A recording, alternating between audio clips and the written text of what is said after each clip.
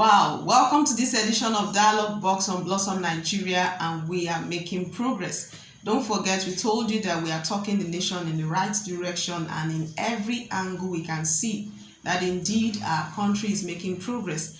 We discussed about the Joint Health Workers Union that went on strike and how we thought that it shouldn't be taking place at this time when we look at the post-COVID-19 pandemic and all the issues that came with it. So we don't need that very important sector going on strike at this point in time. And after our discussion this morning, we told them to call off the strike, and the government should also attend to all of their requests. And guess what? They did. Now the Johesu have called off the strike, and we are excited, and we know that definitely our country is moving in the right direction. We'd like you to just stay with us, and we'll be right back.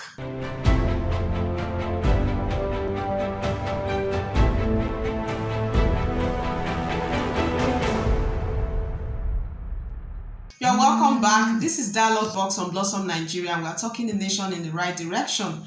On this edition, we've been talking about how we can take the health sector to the next level and see to it that no matter what their demands are, the government should give them the necessary attention and meet them at the point of their need.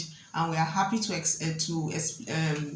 announce to you that they did that, and the strike has been called off. So we would like a situation where we don't even want to be hearing of any kind of strike action from the health sector in Nigeria because of the consequences on the people. And don't forget that our caller analyst in the morning also shared with us how it was a major challenge for the sister that had a very terrible situation that led to her death because doctors were on strike. So now we have Mr. Chukwu on the line again, and he will like to share with us on how this is going on, talking about the strike action that has been called off. Hello, Mr. Chukwu. You are welcome to Dialogue Box on Blossom Nigeria. Hello, good morning, Madam Blossom. It's good to call again. Yeah, thank you so much. So, what is your reaction to after the wonderful analysis you had, and now we hear that the strike has been called off? What is your take on that? I cannot be better happier. If there's an English word for that. But the bottom line is that I am happy that the strike is called off. Okay. Very, very happy. And I'm sure that many Nigerians are also happy, especially those in the hospital. Yeah. So that they will not also meet the same fate my sister met about 4 to 5 years ago. Okay. I'm sure it's a good thing in the right direction. Okay. Thank you very much, doctors, and for yielding to the plea and to the cry of the masses. All right. Now, we have a very good one coming from the doctors, but looking at it from the government angle, do you think it's something that they have been able to meet up with the demands, and we can confidently say that in the future there will be no further strike action in the Nigerian health sector? Nigerian situation is a peculiar situation. Based on the report we had, that they met 6 out of the 8 demands of the medical practitioners. Okay. I know they complain about their allowances, irregularity of salaries, delays in salaries, and COVID-19 hazard allowances was not paid. And these are the things they are agitating for. Okay. I know. So 6 of them have been made. Although the central body said that the chapters can still go on strike if their own demands are not met. But from the federal level, from their national level, rather, they've called on the strike. For me, how can we prevent these occurrences? In fact, I did an analytical study of the Nigerian doctors compared to their counterparts in other African countries. Yeah. Madam Blossom, believe you me, Nigeria doctors are rated 25th in in Africa in terms of payments, salary structure, and allowances. 25th, we are behind Cameroon, we are behind South Africa, we are behind Mauritania, Madagascar, and other African countries. We are 25th, and we still say we are giants of Africa. Are we kidding ourselves? Definitely, they've called off the strike. But we know that this is not the end of the whole story, because our doctors are not being catered for. They are not being looked after. After a doctor, somebody has gone to the university, spent 6 years in the university to study medicine, 1 year mastership, and then NYC, and then comes out to save life, and you're not giving the person regard.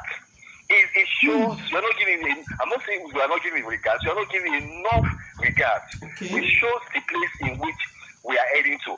For me, I think the way forward is that both Minister of Labour and Employment, Senator Ngige, they should stop him from going outside the country for medical attention and for health reasons. It should be treated in Nigeria. If all our senators are treated in Nigeria, all public officers are treated in Nigeria, and they are prohibited from traveling out for their own medical attention, for medical treatment, then I think the government will sit up to look at the health situation in Nigeria and see how to address it. But as long as people can still travel outside for medical checkup, from the president to the local government chairman, I don't think that we'll ever find a solution to this. How many British ministers come to Nigeria for checkups? How many German ministers come to Nigeria for checkups? It's appalling where our public officers who should be doing something that has to do with health sector will go out to be treated. Even our own commissioner of health and our minister of health will go out for treatment. So what are we talking about? So until some of these things are addressed, we may not be way forward. Our doctors don't have equipment to work with. And as the last time I read that even the Ministry of Agriculture are the one that procure medical equipment for Ministry of Health. Where is it done in any country? Now if we procure medical equipment for Ministry of Health, we need to go back to the basics. The way our government is handling the health sector is not the ideal. It's not in the right channel. We need to go back. What are the demands? What are they asking for? We need our allowances to be upgraded. We need equipment to run the hospitals. We need some other working conditions to carry out our work. What are they asking for that we cannot do? How many, looking at even the hospitals we have, how many ambulances do we have? How many hospitals do we have in the nation? It's so small compared to the population of Nigeria. So that's why I said this thing is just the beginning. But we hope that the government will look into this and go back to the drawing board. Let's re-strategize. How can we help our health sector? Until we ask ourselves that question, I'm sure this strike of the day Mr. Chukwu, anytime soonest. All right, Mr. Chukwu, thank you so much. But we think is a way of portraying what is happening on the larger scale. So if we are to look at it from looking at it as a microcosm of what is obtainable out there, what will be your take on, or what will be your counsel to the government on what more should be done to curtail unnecessary strike actions like this that can literally throw Nigerians into a state of helplessness? I just told you, maybe you didn't hear me very well, Madam Blossom. I said until every public officer are treated in Nigeria, is treated in Nigeria, we will not have a way forward in our health sector. Our public officer, once you are sworn into a public office, it means you cannot go out. And you know the main thing, it means you cannot go out for medical checkups. No. Because as long as you can overlook that and go out, then what happens? It's just the same thing with education. Until every public officer or public administrator is made, or his children, their children are made to attend schools in Nigeria, there is no way forward. So I think the best way that this issue can be solved once and for all is not by increase in salary, is not by this and that.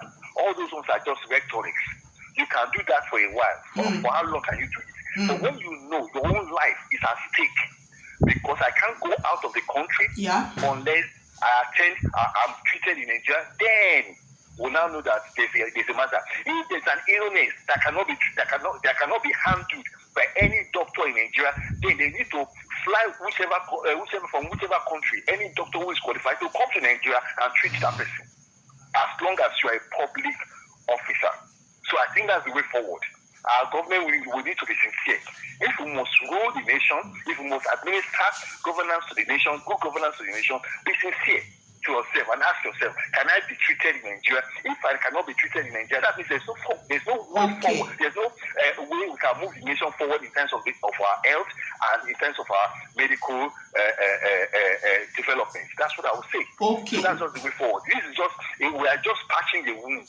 We are not actually treating the wound. So that's the situation. That's the way forward. Okay, now a quick one before we let you go, Mr. Chukwu. We have other sectors that are still agitating for government attention, and a lot of them have not gotten what they are looking for. To some of them, they think it's until maybe they embark on some form of road work or some form, different things to just get the government attention. But what would you say to the Minister of Labor and Employment at this time to help gather in everyone that needs attention so that we don't have a situation where we are like in the health situation where we are looking for a way out for Nigerians? So what would you say to the Minister of Labor and Employment? I first want to thank the Minister of Labor and Employment, Senator Chris Ngige. He has done a good job by making the job opportunity was about 774,000 thereabouts job opportunity available nationwide. That is a good initiative and a good gesture towards Nigerians. But I must be quick to say that it is not government's responsibility to provide employment. That is where we miss it. It is not government place to develop per se the economy. It is not government place per se to look for job and all those kind of stuff. We are missing it. Economy of a nation is developed by the private sector, not the public sector. What the government should do is to provide the enabling environment, the facility, the structure that will encourage private sector to thrive. When private sector do well, they will provide employment. I see government coming out to want to give employment, how many people do you want to give employment to? That is and how far can you go? Believe you me, if this employment is provided by government, by the time the next government comes in, you see what will happen, a change of policy. Because governments go, governments come, they say soldier go, soldier come, barracks will remain. That is the challenge we always say that government should provide. There's no job, government is not giving us. It's not the responsibility for government. But the government is to make sure that the private sector are well motivated. One, security. Two, look at your tax system. Three, power. Four, road network. If you can make sure these things are working, you will see that the private sector will improve. That is how an economy is built. Government don't build an economy, they provide an enabling environment for the economy to develop. As long as government is still trying to do this, trying to do that, they will continue to be strike action. The government's responsibility is to administer, is to provide the platform for private sector to try to do well. When private sector do well, they employ more people. But when private sector are being strangulated and they are being crushed underneath because of security, lack of security, heavy taxations, and so on and so forth, bad network, then before you know it, employment becomes something you get by mere luck, or by if I tried, I was considered. But no, it shouldn't be. Yeah. Okay, we look at the fuel economy, the fuel subsidy they just did now. In the first place, NNPC should not be run by the government. Okay. If you want full subsidy to be removed, you want the regulation of the oil industry, then remove your hand from NNPC. It should be run by private firm. You understand? And I'm not saying that NNPC should be sold to an individual. It must be sold to a group of people who should buy shares and run this NNPC the way it should be run. And before you know it, things will get better. Okay. So I think the government should know its priority is to provide an enabling environment for private sector to thrive. When private sector thrive, it limits all the strike actions, strike here, strike there. It limits it. We see it at the minimum. So that is just one of the things I would like to say. All right. Now, if you are to rate this government, how far have they gone in providing some of these facilities you talked about, the security, the taxation system, giving the companies to the private sector to run the good road network and all of that? So how would you rate the current administration so far? Well, I wouldn't mind. I don't know if Nigerians are going to stone me because of what I'm going to say. But actually, let's be honest with ourselves in terms of government, Buhari's government. I think the major problem with our government, the government of Buhari, is that their communication is very poor. Okay. Their media activities are so poor that if you want to know what Buhari is doing, you have to go to encyclopedia, you have to go and do research, you have to go and find out by yourself to know what Buhari is doing. We don't know what he is doing because there is no communication. And I must blame Femi Adesina and Gaba Lawal, those who are in media, who's supposed to be the advisor of President Buhari on media and so on. They are shady, they are weak. Even Lai Mohammed, they are weak. They don't know what they are there in office for. You know what some of the things they do? They react to public opinion. And public reaction. Yeah. When the public is complaining about that's when they react. No, can you imagine? Even Gaba Shehu just recently tweeted that at the time of PDP, fuel was being sold for 600 naira. Is that what he should be saying? Is he out of his mind? Is that what he should be saying? The people are reacting that, or they are protesting that the fuel is high. You are saying during PDP. Is that what you should be reacting?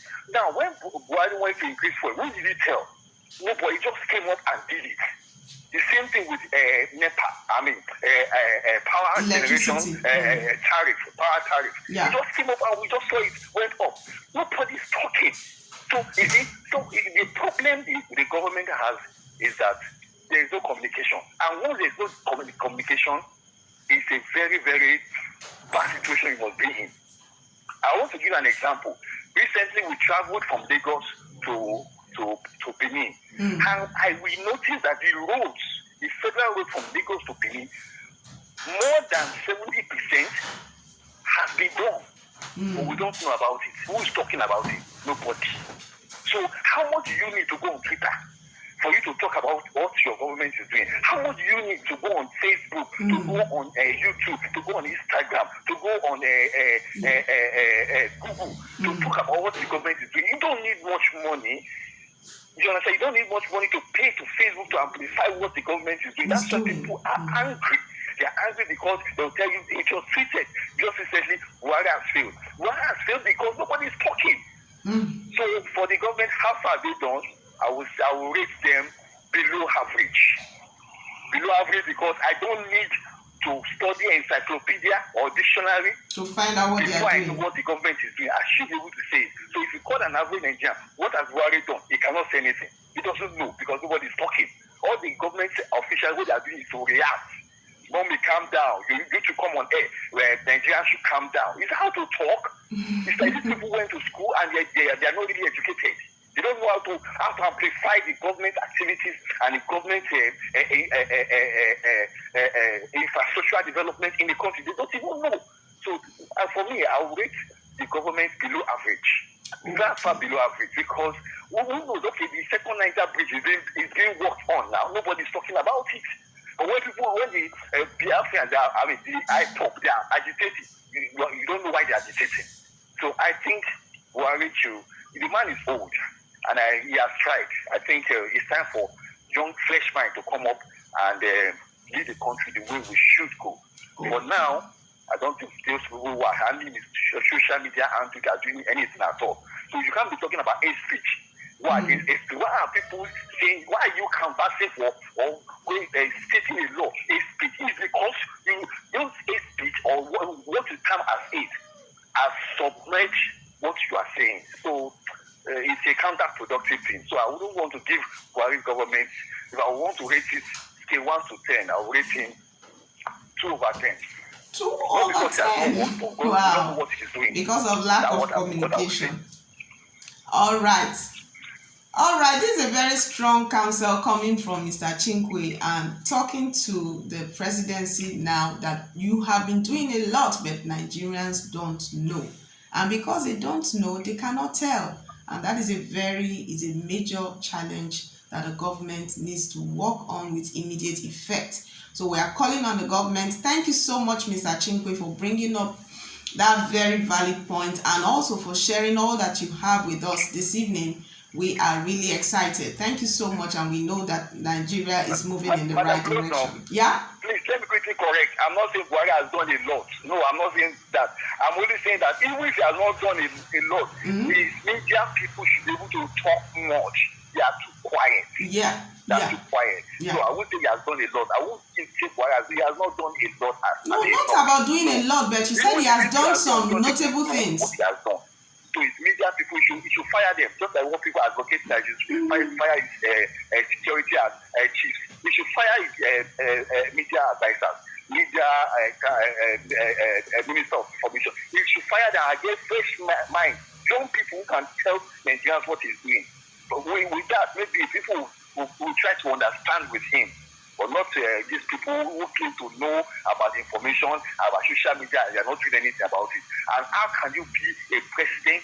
You are not fully represented on social media, where 90% of Nigerians are actively involved in. How can you be a president? Even if you cannot be on social media, get young people who can be on social media and let them prefer what you are doing. Not old people who don't know what they are doing. Even some of them that claim to be young, like Femi Adesina, who claim to be young, who should know what he should be doing, doesn't know what he's doing. He's always talking and not talking right. So that's my answer. Buhari has not done so much. So for me, he has not done so much. We should rate him so much because, and apart from that, the little he has done, nobody's talking. We don't even know. So thank you very much, Madam Blossom. Thank you so much, Mr. Chukwu. That is a very nice one coming from you, and that is your opinion at this point. We have it, and we know that several other Nigerians have other maybe opinions or reactions to what you have said. And that will be on our YouTube page. You can visit, you can share, you can be a subscriber. Subscribe today. So thank you so much, Mr. Chukwu, for calling in. And for us on Dialogue Box, we are saying that Nigeria look into these issues of strike. We don't want further strike actions on almost every sector. So what has happened in the health sector is an eye-opener for more of such further strike actions that can be prevented even now.